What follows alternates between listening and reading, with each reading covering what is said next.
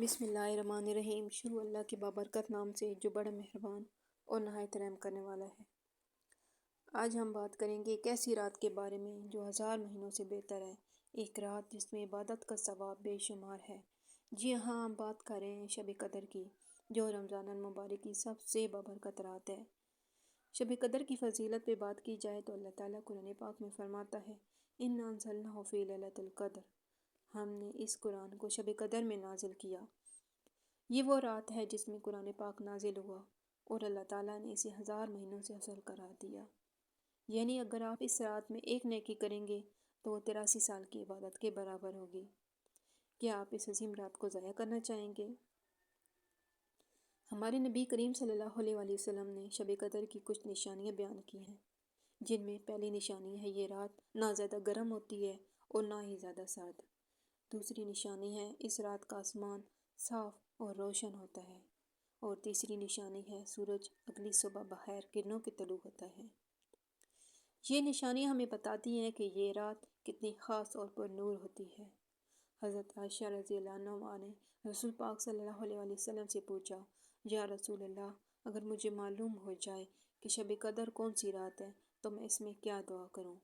تو نبی کریم صلی اللہ علیہ وآلہ وسلم نے فرمایا، اللہم انک عفو تحب العفو فاعف عنی، اے اللہ، تو معاف کرنے والا ہے اور معافی کو پسند کرتا ہے، بس مجھے معاف فرما۔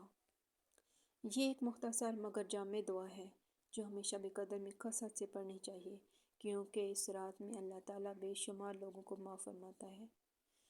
شب قدر میں ہمیں کیا کرنا چاہیے؟ شب قدر میں ہمیں نوافل ادا کرنے چاہیے، زیادہ سے زیادہ نفل نماز پڑھیں، خاص طور پر تہجد ادا کریں، قرآن پاک کی تلاوت کریں۔ اس رات قرآن پڑھنے کا بے حد ثواب ہے۔ دعا اور استغفار کریں اور اللہ تعالیٰ سے اپنے گناہوں کی معافی مانگیں، اور یہ دعا لازمی پڑھیں، اللہم انک عفو تحب العفو فاعف عنی، اے اللہ، تو معاف کرنے والا ہے اور معافی کو پسند کرتا ہے، بس تو مجھے معاف فرما۔ اس کے علاوہ شب قدر کے جو خصوصی نوافل ہیں، چند ایک میں آپ کو بتا دیتی ہوں۔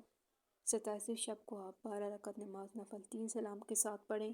ہر رکعت میں سورۃ فاتحہ کے بعد سورۃ قدر ایک مرتبہ، سورۃ اخلاص 15 دفعہ پڑھیں اور بعد سلام کے 70 مرتبہ استغفار پڑھیں۔ اللہ تعالیٰ اس نماز پڑھنے والے کو نبیوں کی عبادت کا انشاءاللہ ثواب دے گا۔ اس کے علاوہ آپ 27 شب کو 2 رکعت نماز پڑھیں۔ ہر رکعت میں سورۃ فاتحہ کے بعد سورۃ قدر 3 دفعہ پڑھیں اور سورۃ اخلاص 27 مرتبہ پڑھ کر گناہوں کی معافی مانگیں، اور اللہ تعالیٰ اس پڑھنے والے کے صدقے اور بندے کے تمام گناہ معاف فرمائے گا۔ اس کے علاوہ 27 شب کو آپ 4 رکعت نماز نفل ادا کریں 2 سلام کے ساتھ۔ ہر رکعت میں بعد سورۃ فاتحہ کے سورۃ تکاثر ایک بار، سورۃ اخلاص 3 دفعہ پڑھیں۔ اس نماز پڑھنے والے پر اللہ تعالیٰ موت کی سختی آسان کرے گا اور انشاءاللہ اس پر سے عذاب قبر دور ہوگا۔ یہ چند مخصوص نوافل تھے جن کا طریقہ میں نے آپ کو بتایا ہے۔